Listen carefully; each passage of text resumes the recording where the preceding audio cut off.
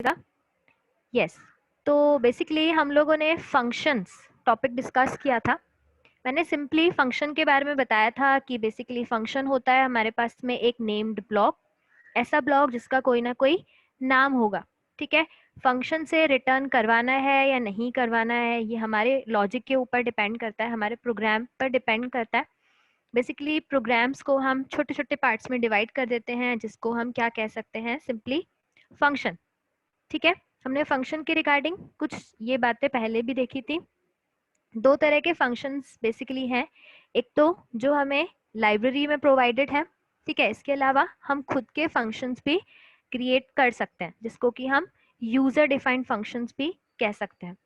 ठीक है, function topic आप लोग ऑलरेडी सीजी में भी देख रहे हैं कि वहाँ पे भी काफ़ी सारे फंक्शन आप यूज़ कर रहे हैं। ठीक है, इसके अलावा अगर हम फंक्शन को डिफाइन करने का एक सिंटैक्स देखें तो सबसे पहले फंक्शन का रिटर्न टाइप आता है, उसके बाद फंक्शन का नेम कि उस पर्टिकुलर फंक्शन का नाम क्या है, उस ब्लॉक का नाम क्या है, देन जो भी उसके आर्ग्यूमेंट है वो लिस्ट हमें यहाँ पे या पैरामीटर्स जो हम पास कर रहे हैं फंक्शन को वो मेंशन करना ज़रूरी है। ठीक है, इसके अलावा जो पर्टिकुलर फंक्शन है उसका एग्जीक्यूटेबल कोड हमें यहाँ पर पुट करना होता है।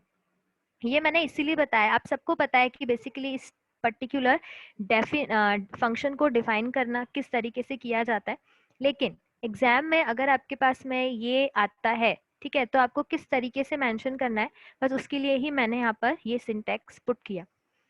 अब आगे प्रोसीड करें तो आप में से कुछ मतलब डाउट था मे बी शायद पैटर्न्स को लेके, तो पैटर्न के और प्रोग्राम्स को अभी हम यहाँ पर डिस्कस करने वाले हैं। हमने कुछ प्रोग्राम तो देखे थे पैटर्न के लेटर डिजिट्स के अकॉर्डिंग। ठीक है, आज की क्लास में जो हम पैटर्न के क्वेश्चन देख रहे हैं वो बाय यूजिंग फंक्शन हम देख रहे हैं। तो पहले तो मैं आपको आउटपुट बता रही हूँ कि हमें एग्जैक्टली आउटपुट कैसा चाहिए। ठीक है, प्रोग्राम क्या बनेगा वो बात की बात है, लेकिन सबसे पहले हम आउटपुट देख रहे हैं। तो बेसिकली जो हमें आउटपुट चाहिए वो कुछ इस तरीके से चाहिए कि पहले फर्स्ट रो में, आई होप ये स्क्रीन आपको विजिबल हो और आउटपुट आपको क्लियर हो जाए। एक बार ध्यान दीजिएगा, यहाँ पर सबसे पहले फर्स्ट रो में 1 वैल्यू प्रिंट होनी चाहिए। अच्छा, एक चीज और बता दूं मैं कि पैटर्न बहुत सारे हैं, तो हम बहुत सारे पैटर्न के क्वेश्चन तो यहाँ पर नहीं देख सकते। ठीक है, इसलिए मैंने अभी सिंपली यहाँ पर 2 पैटर्न के क्वेश्चन पुट किए हैं, बाकी कुछ आप लोगों को असाइनमेंट्स में दिए हुए हैं, आप लोग उनको ट्राई करिएगा। तो सबसे पहले यहाँ पर अकॉर्डिंग टू दिस आउटपुट हमें करना क्या बताया गया कि सबसे पहले 1 आना चाहिए, देन सेकेंड रो में अगेन 1 और हैश आना चाहिए यहाँ पे, यानी कि अगर आपके पास में रो नंबर 2 है तो अगेन 2 वैल्यू है, रो नंबर 3 है तो 3 वैल्यूज है। ये कंसेप्ट तो सेम ही है, ठीक है, लेकिन डिफरेंस क्या है? डिफरेंस यहाँ पर ये है कि जो आपके पास में सेकेंड रो है, या मैं अगर हर रो की बात करूं तो हर रो में जो हमारे पास में इवन कॉलम है, अब देखें इस रो में हमारे पास में 2 कॉलम्स में वैल्यू फिल होनी थी। ठीक है, तो इसमें जो इवन कॉलम है वहां पर क्या आना चाहिए? हैश। ठीक है, ऐसे ही अगर मैं नेक्स्ट रो की बात करूं तो आप देखें हर रो में जो इवन यानी कि देखिए यहाँ 1 ये 2 जो सेकेंड नंबर का कॉलम है, ऐसे ही उसमें क्या आना चाहिए? 2। ठीक है, और जो ऑड आपके पास में कॉलम है हर रो का, उसमें क्या वैल्यू फिल होनी चाहिए? जो भी हमारा नंबर जनरेट हो रहा है, यानी कि जे का जो लूप कंटिन्यू हो रहा है। ऐसे ही बाकी 2 रोज के साथ भी यही लॉजिक हमें इम्प्लीमेंट करना है। तो इसका सीधा सा मतलब है कि एक तो लूप आपका रो के लिए चलेगा और जो दूसरा लूप है उसमें एक बार वैल्यू तो क्या प्रिंट होनी चाहिए? सिंपल जे की वैल्यू।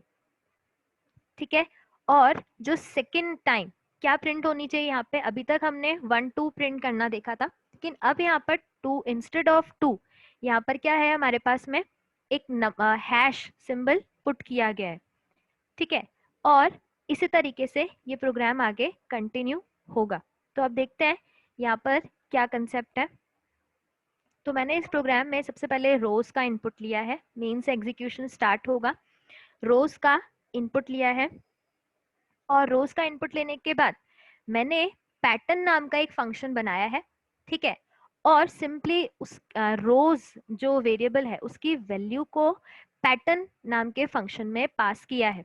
यानी कि आर्ग्यूमेंट क्या भेजा है, रोज, यानी कि कितनी रोज तक हमें सिंपली आउटपुट डिस्प्ले करवाना था। ठीक है, तो जब पैटर्न फंक्शन कॉल होगा तो यहाँ पे देखें रोज में कितना असाइन हो जाएगा। लेट्स से कि हमने रोज में इनपुट लिया था 5, तो यहाँ पर 5 इस रोज वेरिएबल में कॉपी हो जाएगा। उसके बाद ये पर्टिकुलर लूप, जैसा कि मैंने अभी एक्सप्लेन किया कि सबसे पहले ये लूप चलेगा 5 रोज के लिए। ठीक है, ये तो हमारे पास में अभी तक ऐसा ही कंसेप्ट हमने फॉलो किया है। अब इसमें नया क्या है, जे का लूप अगेन 1 2, जितना रो नंबर है यानी कि आई की वैल्यू अगर 1 है तो सबसे पहले ये 1 टाइम चलेगा, आई की वैल्यू 2 होगी तो ये लूप 2 टाइम्स चलेगा। अब इस लूप में अभी तक हमने या तो जे की वैल्यू इस तरीके से डिस्प्ले करवाई है या फिर सिंपल कुछ स्टार प्रिंट करवाया है, लेकिन अब हमें इवन और ऑड जे की वैल्यूज पे काम करना है। तो अब इस केस में देखें यहाँ पर मैंने क्या पुट किया है, जे को चेक करवाया। ठीक है, कि अगर जे की वैल्यू क्या है, इवन है, यानी कि इक्वल रिमाइंडर जो है, यानी कि हमने मॉड यहाँ पर ऑपरेटर मॉड्यूलस यूज किया है, अर्थमेटिक ऑपरेटर, और चेक करवाया है कि अगर 0 के बराबर है, यानी कि 2 से अगर इसको डिवाइड करें जे की वैल्यू को तो 0 आता है, तो सिंपली यहाँ पर हम क्या पुट कर देंगे, हैश। लेकिन अगर इवन नहीं है, यानी कि जे जो कॉलम है उसकी वैल्यू इवन नहीं है, यानी कि ऑड है, तो यहाँ पर क्या हो जाए, सिंपल जे वैल्यू एसएच प्रिंट हो जाए। ठीक है, अब ये लूप अगर आई की वैल्यू 1 है तो 1 टाइम चलेगा, अगर आई की वैल्यू 2 है तो ये लूप 2 टाइम्स चलेगा। ठीक है, तो अब जब आई की वैल्यू, सबसे पहले ये लूप जब एक बार एग्जीक्यूट हो जाएगा, ठीक है, उसके बाद अगेन जैसा अभी तक हम यूज करते हुए आए कि हमें नेक्स्ट लाइन देना है ताकि नेक्स्ट रो का जो आउटपुट है वो कहाँ डिस्प्ले हो जाए, नेक्स्ट रो में। ठीक है, अब नेक्स्ट रो में हमने भी यही सेम लॉजिक इम्प्लीमेंट किया है। अब यहाँ तक एक समझने वाली बात ये थी कि हमने मेन जिस कंसेप्ट पे फोकस किया है वो ये है कि अगर जे पर्टिकुलर कॉलम की वैल्यू इवन है तो क्या होना चाहिए और ऑड है तो क्या डिस्प्ले होना चाहिए। प्लस इस केस में जब जे की वैल्यू यहाँ पर इवन होगी यानी कि 2 होगी तो सिंपली हैश प्रिंट हो जाएगा, 4 होगी तो हैश प्रिंट हो जाएगा, लेकिन उसके अलावा कुछ भी होगा तो यहाँ पर 1, जैसे कि 1 3 5 वैल्यूज यहाँ पर क्या हो जाएंगी, सिंपली डिस्प्ले हो जाएंगी। ठीक है, अब इसके अकॉर्डिंग ये कुछ आउटपुट स्क्रीन पर हमें विजिबल होगा। ठीक है, अब मुझे बताएं यहाँ तक कुछ कंफ्यूजन है क्या।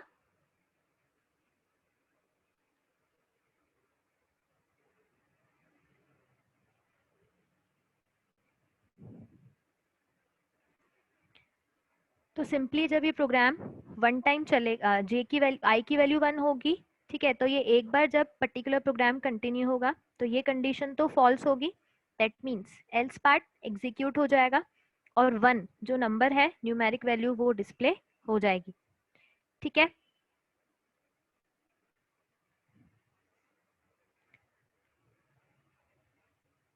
आगे प्रोसीड कर रहे हैं अभी हम, अगर कुछ कंफ्यूजन है तो आप पूछ सकते हैं।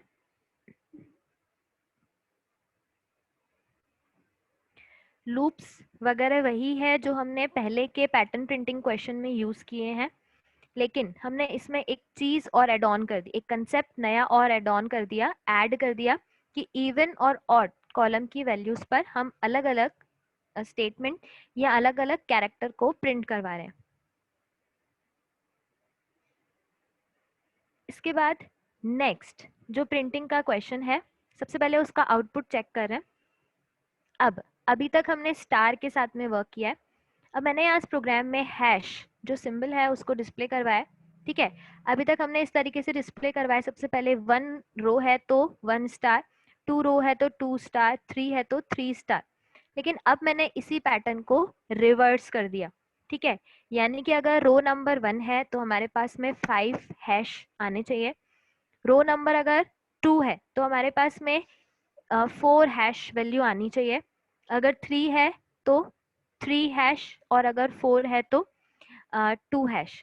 ठीक है, और इस तरीके से लास्ट में 1 हैश आना चाहिए। तो यानी कि जितनी रो है, जितना टोटल नंबर हमने यूजर से लेंगे उसके अकॉर्डिंग इस पैटर्न को हम कंटिन्यू करेंगे।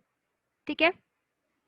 अब आप देखें कि लेफ्ट हैंड साइड से जब हम हैश को पुट करना शुरू करेंगे तो देखिए कहीं स्पेसेस नहीं है, स्पेसेस एंड में है, तो यानी कि स्पेस का हमें यहाँ पर कुछ भी जो लूप वगैरह है वो मेंशन करने की जरूरत नहीं है, उसको यहाँ पे क्रिएट नहीं करना।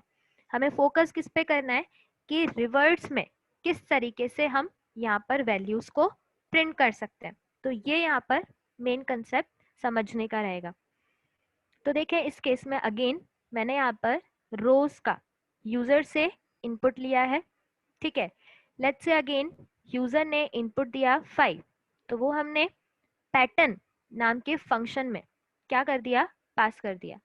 अब एक कंसेप्ट और यहाँ पे समझने वाला है कि यहाँ पर हम जो फंक्शन बना रहे हैं वो हमेशा सारे फंक्शन मेन से पहले बना रहे हैं, तो अभी तक प्रोटोटाइप जैसा जो कंसेप्ट है वो मैंने कहीं पर भी यूज नहीं किया। मैंने सिंपली फंक्शन को एग्जीक्यूट करने के लिए उसको कॉल किया।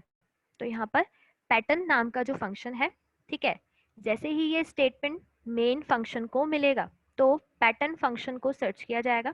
क्योंकि पैटर्न फंक्शन अभी कोई प्रोटोटाइप तो मेंशन किया हुआ नहीं है, तो दैट मीन्स ये यहाँ पर अंडरस्टूड है कि पैटर्न फंक्शन मेन फंक्शन के जस्ट ऊपर अवेलेबल है, क्रिएट किया हुआ है। तो इसके अकॉर्डिंग रोज में 5 वैल्यू पास हो जाएगी और ये पैटर्न फंक्शन यहाँ पर कॉल होगा, ठीक है। पैटर्न फंक्शन कॉल होगा। अब देखें अब हमें करना क्या था, अकॉर्डिंग टू आउटपुट हमें सबसे पहले जो रो का नंबर 1 है तो उसमें हमें 5 हैश वैल्यू डिस्प्ले करवानी थी। तो अब हमने क्या कर दिया, अभी तक हम हमेशा आई का लूप 1 to रोज तक चलाते हैं, अब मैंने यहाँ पे इस लूप को रिवर्स कर दिया। बाकी सारा का सारा कंसेप्ट जो है वो सेम ही है, ठीक है। अभी तक हमने पैटर्न के जितने क्वेश्चन पढ़े हैं उसमें इस कंसेप्ट में हमने जस्ट रिवर्स कर दिया। तो सबसे पहले हमने यहाँ पे आई का जो लूप है वो रोज से लेकर कब तक चलाया है, 1 तक। लेट्स से कि यूजर ने रोज में इनपुट दिया था 5, ठीक है, रोज में इनपुट दिया था 5, तो 5 यहाँ पर इस रोज वेरिएबल में असाइन हो जाएगा और 5 से लेकर सबसे पहले 1 तक ये लूप चलेगा, ठीक है। और अब अगर हम रो 1 की बात करें, ठीक है, तो फर्स्ट रो में सबसे पहले 5 स्टार प्रिंट होने, तो देखें इसके लिए यहाँ पर अगेन जे का लूप तो अभी तक जैसे हमने यूज किया है कि कब तक चलेगा, 1 to i तक, तो यहाँ पर यही लूप मैंने लिखा है। अब इंस्टेड ऑफ यहाँ पर मैंने स्टार, मैंने यहाँ पे कौन सा सिंबल यूज किया है, हैश, ठीक है। तो मेन इस प्रोग्राम में हमने क्या चेंज किया कि जो आई का लूप है वो रिवर्स कर दिया, कब से कब तक, जितना रोज का इनपुट यूजर ने दिया है, ठीक है, वहां से लेकर कब तक, 1 तक, ठीक है। तो इस केस में टोटल 5 रोज के लिए ये लूप कंटिन्यू होगा। फर्स्ट केस में जब आई की वैल्यू 5 होगी, ठीक है, तो जे का लूप कितने टाइम्स चलेगा, 5 टाइम्स, यानी कि 1 to, यहाँ पर ये जे का लूप चलेगा 1 to 5, ठीक है, और 5 टाइम हैश वैल्यू प्रिंट हो जाएगी। उसके बाद जब ये लूप पर्टिकुलर जो जे का लूप है वो टर्मिनेट होगा, ठीक है, उसके बाद एक नई रो इंसर्ट हो जाएगी। देन अब क्या होगा, अभी तक हमने आई में सिर्फ इंक्रीमेंट ही देखा है, अब इस केस में आई की वैल्यू 5 से कम होके कितनी हो जाएगी, आई की वैल्यू 4 हो जाएगी। तो आई की वैल्यू जैसे ही 4 हुई, कंडीशन अभी भी ट्रू है, ठीक है, यानी कि जो 4 है वो क्या है, 1 से बड़ा है। तो उस केस में वापस से ये लूप कंटिन्यू होगा और अब सेकेंड आइट्रेशन के केस में यहाँ पर ये जो लूप है वो 1 to 4 तक कंटिन्यू होगा, यानी कि 4 हैश वैल्यू स्क्रीन पर डिस्प्ले होगी। अब यहाँ तक कोई कंफ्यूजन रह गया हो तो आप पूछ सकते हैं। और जैसे ही ये पर्टिकुलर लूप आई का लूप ब्रेक हो जाएगा, यानी कि आई की वैल्यू कितनी हो जाएगी, इस कंडीशन, ये कंडीशन कब फॉल्स होगी, ये कंडीशन तब फॉल्स होगी जब हमारे पास में आई छोटा हो जाएगा 1 से, ठीक है। तो ये पर्टिकुलर जो फंक्शन है वो क्या हो जाएगा, ये पूरा एग्जीक्यूट हो चुका होगा। देन का कंट्रोल यहाँ कहाँ पर शिफ्ट हो जाएगा, वापस से मेन पर, और स्क्रीन पर हमें आउटपुट विजिबल हो जाएगा। अब यहाँ तक कोई कंफ्यूजन रह गया हो तो आप पूछ सकते हैं।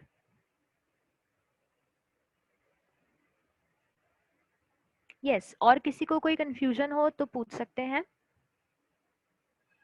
तो यहाँ पर हमने एक रिवर्स लूप भी देख लिया और आई में डिक्रीमेंट करके भी इम्प्लीमेंट कर दिया। अब ऐसे ही एक और पैटर्न आप लोग ट्राई कर सकते हैं, बट मैं अभी पैटर्न के और क्वेश्चंस नहीं दे रही।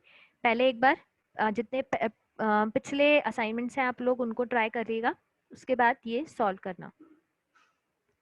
अब आज की क्लास में पैटर्न को डिस्कस करने के बाद हम नेक्स्ट टॉपिक पे प्रोसीड कर रहे हैं, that is called enumerated types. अब अगर मैं एन्यूमरेशन या एन्यूमरेटेड कंसेप्ट की बात करूं तो फर्स्ट ऑफ ऑल सबसे पहले आप इसको सी में ऑलरेडी देख चुके हैं, प्लस आप लोग सीजी में इसको ऑलरेडी पढ़ रहे हैं। जैसे सीजी की अगर बात करूं तो आपको कलर वैल्यूज को यूज करना है। जैसे कि अगर आपको बैकग्राउंड का कलर सेट करना है, सेट कलर आपने फंक्शन यूज किया, तो उसमें जो आप कलर्स के नेम दे रहे हैं या फिर कलर्स की वैल्यू दे रहे हैं, 0 1 2 3 दे रहे हैं, या ग्रीन रेड इस तरीके से जो आप लिख रहे हैं वो भी सब क्या है, इनम। ये बने, ये सारे प्री डिफाइंड हमारे पास में सीजी के, यहाँ से हम यूँ कहें कि उस लाइब्रेरी सी प्लस प्लस की लाइब्रेरी में हमारे पास में ऐड किए हुए कुछ इनम्स हैं। ठीक है, इसके अलावा आप लोगों ने इनम में जैसे कि टेक्स्ट का स्टाइल आपको सेट करना है, फॉन्ट का स्टाइल सेट करना है, तो ये कुछ इनम्स आप अपने सीजी में देखे होंगे। ठीक है, अब अगर हम बात करें कि इन प्री डिफाइंड इनम्स जो कि हमें प्रोवाइडेड है, उनको अगर हमें क्रिएट करना है तो किस तरीके से हम क्रिएट कर सकते हैं। तो यहाँ पर सबसे पहले अगर हम इनम की बात करें तो बेसिकली इनम कंसेप्ट एक यूजर डिफाइंड डेटा टाइप को क्रिएट करने का कंसेप्ट है। अभी तक हमने user defined data type create करना नहीं सीखा, सिर्फ प्री डिफाइंड डेटा टाइप्स पे वर्क किया। मतलब कि इंटीजर, फ्लोट, कैरेक्टर टाइप के वेरिएबल्स पे काम करना सीखा है। लेकिन हमारे पास में अगर हमें user defined data type create करना है तो हम यहाँ पर एन्यूमरेटेड जो कंसेप्ट है, एन्यूमरेशन जिसको कि हम बोलते हैं, उसको यूज कर सकते हैं। तो अगर हमें user defined data type create करना है तो सबसे पहले हमें इनम कीवर्ड को यूज में लेकर आना पड़ेगा। ये कुछ इनम का सिंटैक्स है कि सबसे पहले आपको इनम, ठीक है, इसका एक सिंपल सा एग्जांपल दूं कि इनम कहाँ यूज कर सकते हैं। जैसे सी प्लस प्लस में हमारे पास में जो हम सी प्लस प्लस अभी पढ़ रहे हैं उसमें बूलियन के रिगार्डिंग कुछ भी नहीं है। जावा में तो ट्रू फॉल्स आप देख रहे हैं, लेकिन यहाँ पर ट्रू और फॉल्स जैसा कोई भी वेरिएबल या मैं यूं कहूँ कि कोई वैल्यू नहीं है। हालांकि अगर हमें ट्रू मेंशन करना है तो डबल कोट्स में स्ट्रिंग के फॉर्म में यूज करना पड़ता है। ठीक है, या फिर ट्रू के लिए हम 0 के अलावा कोई भी वैल्यू यूज कर सकते हैं, 1 2 कोई भी वैल्यू यूज कर सकते हैं। और अगर हमें फॉल्स को रिप्रेजेंट करना है तो हम यहाँ पर यूज कर सकते हैं 0।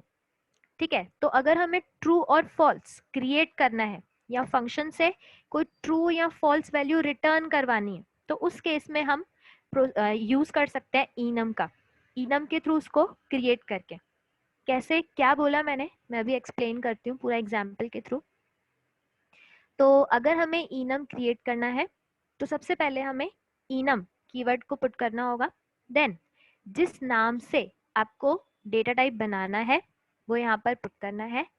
देन आपको नेक्स्ट कर्ली ब्रैकेट्स के अंदर यहाँ पर पुट करना है पर्टिकुलर डेटा टाइप की क्या पॉसिबल वैल्यूज हैं। जैसे इंटीजर में हमें पता है कि नेगेटिव पॉजिटिव दोनों वैल्यूज हम पुट कर सकते हैं इंटीजर वेरिएबल्स में, तो यहाँ पर हमें खुद की वैल्यूज बतानी होंगी। ठीक है, इसके बाद अगर हमें इनम को, ये तो हो गया उसका सिंपल डिक्लेरेशन, लेकिन अगर हमें इनम डेटा टाइप के वेरिएबल्स को क्रिएट करना है, डेटा टाइप बना दिया, अब उसको यूज भी करना पड़ेगा। तो यूज करने के लिए बेसिकली हमें यहाँ पर क्या करना पड़ेगा, अगेन इनम कीवर्ड, देन जिस नाम से हमने इनम डेटा टाइप को बनाया है उसका नाम, देन वेरिएबल का नाम। ठीक है, लेट्स टेक एन एग्जाम्पल। यहाँ पर हमारे पास में सबसे पहले मैंने कलर नाम से क्या बनाया है, एक इनम। ठीक है, एक एन्यूमरेशन बनाया है।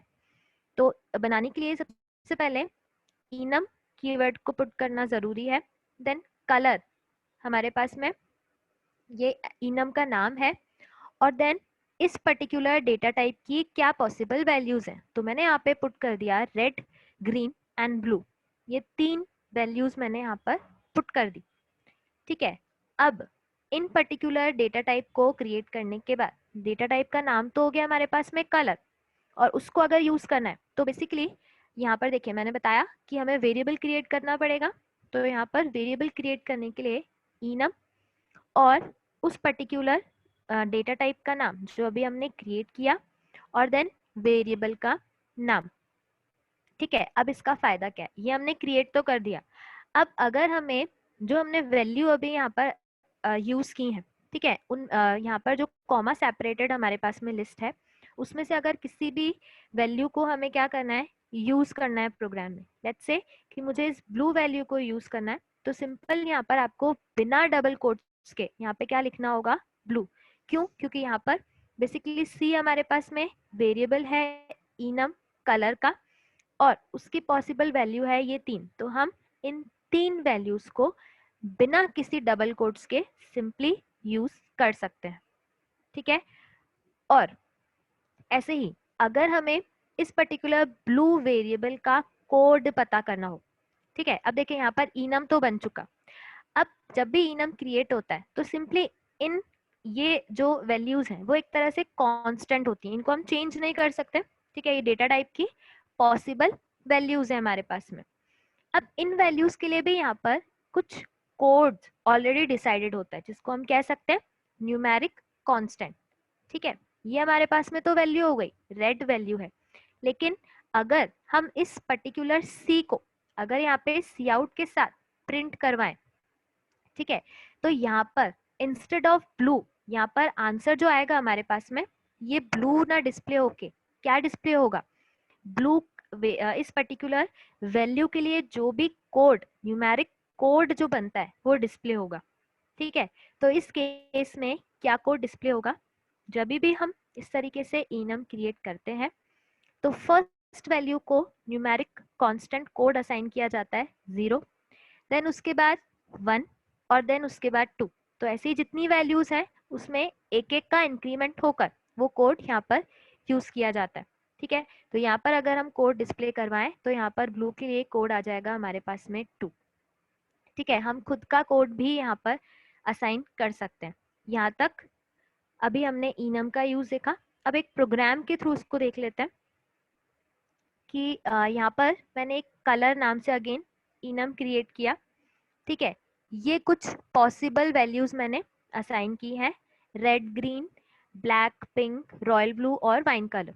ठीक है, अब अगर हम बात करें मेन की, तो मेन में अगर इन पर्टिकुलर इस इनम का हमें वेरिएबल क्रिएट करना है तो हमें यहाँ पर वही ऊपर वाला जो सिंटेक्स अभी हमने देखा वो यूज करना पड़ेगा। तो सिंपल हमें यहाँ पे क्या लिखना होगा, इनम और देन उस पर्टिकुलर जिस नाम से हमें डेटा टाइप क्रिएट करना है उसका नाम, और देन यहाँ पर जो उसका वेरिएबल, वेट, यहाँ पर हम डेटा टाइप ऑलरेडी क्रिएट कर चुके हैं तो हम उसको यूज कर रहे हैं, इसलिए हमें कलर देन बी जो वेरिएबल का नाम है वो पुट करना होगा। और अब इनमें से जिस वैल्यू को हम यूज करना चाहें वो हम यहाँ पर यूज कर सकते हैं। तो देखिए मैंने यहाँ पर बी में असाइन कर दिया रेड। तो अब जब हम बी को प्रिंट करवाएंगे तो उसकी वैल्यू यहाँ पर 0 डिस्प्ले हो जाएगी। और ऐसे ही अगर हम बी वेरिएबल में रेड के अलावा कोई और वैल्यू असाइन करेंगे, जैसे कि मैंने यहाँ पर वाइन कलर वैल्यू क्या कर दी, असाइन कर दी, तो उसका जो कोड है न्यूमेरिक कोड वो यहाँ पर क्या डिस्प्ले हो जाएगा, आउटपुट में डिस्प्ले हो जाएगा। तो यहाँ पर 5 जो है कोड यहाँ पर डिस्प्ले हो जाएगा। यहाँ तक कोई कंफ्यूजन हो तो आप पूछ सकते हैं।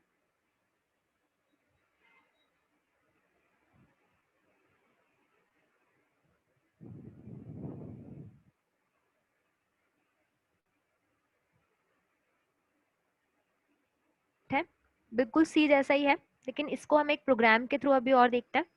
ऐसे ही अगर हमें इनम के केस में यहाँ पर अलग अलग जो वैल्यूज हमने कॉमा सेपरेटेड लिस्ट में पुट की है, उनके लिए अलग अलग न्यूमेरिक कांस्टेंट चाहिए हमें, तो हम यहाँ पर उनको मैनुअली भी असाइन कर सकते हैं। तो देखिए मैंने यहाँ पर इनिशियलाइजिंग वैल्यूज करके ये यहाँ पर एक और मेंशन किया है। तो इस केस में अगर हम रेड की वैल्यू को असाइन करेंगे 10 से, इससे प्रीवियस एग्जाम्पल में हमने यहाँ पर कोई असाइनमेंट नहीं किया था, लेकिन अगर हम यहाँ पर वैल्यूज को इस तरीके से असाइन करें, तो यानी कि मैं अगर रेड के लिए वैल्यू 10 असाइन करूंगी तो ग्रीन को ऑटोमेटिकली 10 + 1 यानी कि 11 कोड यहाँ पर मिल जाएगा। ठीक है, अब ब्लैक में अगर मैंने 80 वैल्यू असाइन कर दी, ये इसका न्यूमेरिक कांस्टेंट हो गया। ठीक है, तो पिंक जो कलर मैंने यहाँ पे रखा है उसमें 81 हो जाएगा। देन रॉयल ब्लू जो कलर रहेगा उसमें उसमें एक और +1 यानी कि 82 हो जाएगा। ठीक है, ऐसे अगर मैं रॉयल ब्लू में अगर और कोई वैल्यू असाइन कर देती तो उसके जस्ट बाद वाली जो वैल्यू है उसमें +1 हो जाता। तो यहाँ पर कुछ इसी तरीके से मैंने सबसे पहले रेड की वैल्यू को डिस्प्ले करवाया। तो अगर रेड की वैल्यू हम यहाँ पे 60 असाइन कर दें, ठीक है, तो इस केस में यहाँ पर 60 रिजल्ट डिस्प्ले हो जाएगा। और अगर मैं बात करूं, यहाँ पर मैंने कुछ एक्चुअली कोड्स चेंज किए थे, तो इसीलिए यहाँ पर ये आउटपुट थोड़ा उसी के अकॉर्डिंग चेंज किया हुआ है। तो अगर हम बात करें कि लेट्स से कि इसको हमने यहाँ पे 90 कर दिया, तो वाइन कलर में यहाँ पर अगर हम रिजल्ट देखें तो यहाँ पर डिस्प्ले हो जाएगा 91। ठीक है, तो इस अकॉर्डिंग रिजल्ट भी यहाँ पर चेंज हो जाएंगे। अब ये तो हमने कुछ सिंपल से एग्जाम्पल देखे, लेकिन इसका प्रॉपर यूज हम कैसे कर सकते हैं, मेन बात ये रहेगी। तो देखें मैंने एक फंक्शन, वैभव जस्ट 1 मिनट, ये लास्ट एक छोटा सा टॉपिक मुझे एक्सप्लेन करना है। तो इस केस में मैंने बूल या मैं यूं कहूँ बूलियन नाम से भी हम यहाँ पर क्या कर सकते हैं, खुद का डेटा टाइप क्रिएट कर सकते हैं। मैंने अभी इस नाम से डेटा टाइप को क्रिएट कर दिया, जिसकी पॉसिबल वैल्यू मैंने फॉल्स और ट्रू रखी है। ठीक है, अब हम फंक्शन से कोई वैल्यू रिटर्न करवाना चाहें तो देखें मैंने यहाँ पर एक इवन नाम का फंक्शन बनाया है और उसका जो रिटर्न टाइप है वो क्या पुट किया है। अभी तक रिटर्न टाइप हमने सी में इंट देखा है या वॉइड देखा, मैंने यहाँ पर C++ में आपको सिर्फ अभी वॉइड के साथ ही एक्सप्लेन किया है, लेकिन अब मैंने वॉइड की जगह यहाँ पर जो खुद का एक डेटा टाइप क्रिएट किया उसको यहाँ पर पुट कर दिया। ठीक है, तो उसके अकॉर्डिंग मैंने इवन और ऑड को चेक करवाया है। तो अब देखें अगर प्रोग्राम में यहाँ पर नंबर का इनपुट लूंगी और नंबर का इनपुट लेने के बाद अगर हम इवन फंक्शन को, अब देखें मैंने इफ कंडीशन में ही इवन फंक्शन को कॉल कर दिया। ठीक है, तो इवन फंक्शन जैसे ही यहाँ पर कॉल होगा, लेट्स से कि यूजर ने ए में इनपुट दिया था 40। ठीक है, 40 नंबर का इनपुट देने के बाद यहाँ पर 40 वैल्यू असाइन हो जाएगी और 40 वैल्यू के साथ ये इवन फंक्शन जो है वो कॉल हो जाएगा, यानी कि ए की वैल्यू यहाँ पर अभी 40 है। फिर चेक होगा कि क्या 40 नंबर जो है वो 2 से पूरा पूरा डिवाइड हो जाएगा, यानी कि रिमाइंडर 0 आएगा। तो अब इस केस में हम यहाँ पे क्या रिटर्न करवा रहे हैं, ट्रू। और ये ट्रू यहाँ पर इसकी पॉसिबल वैल्यू न्यूमेरिक कांस्टेंट क्या रहेगा, 1। और फॉल्स के लिए मैंने जैसा कि अभी बताया कि स्टार्ट हमेशा 0 से होता है, तो फॉल्स के लिए 0। ठीक है, तो जब यहाँ पे ट्रू रिटर्न होगा तो उसके बाद मैंने चेक करवाया है कि अगर इसकी वैल्यू इक्वल 1 है, ठीक है, क्योंकि ट्रू के लिए न्यूमेरिक कांस्टेंट 1 होता है, तो ये यहाँ पर जब चेकिंग होगी तो ये न्यूमेरिक कांस्टेंट से ही चेक करेगा। तो अगर वैल्यू 1 आती है, ठीक है, और इस केस में या तो वैल्यू 1 आएगी या 0 आएगी, 0 आएगी तो एल्स पार्ट एग्जीक्यूट हो जाएगा, और अगर 1 आएगी तो नंबर इज इवन, यानी कि इफ कंडीशन यहाँ पर एग्जीक्यूट हो जाएगी। ठीक है, चलिए आज के लिए इतना ही।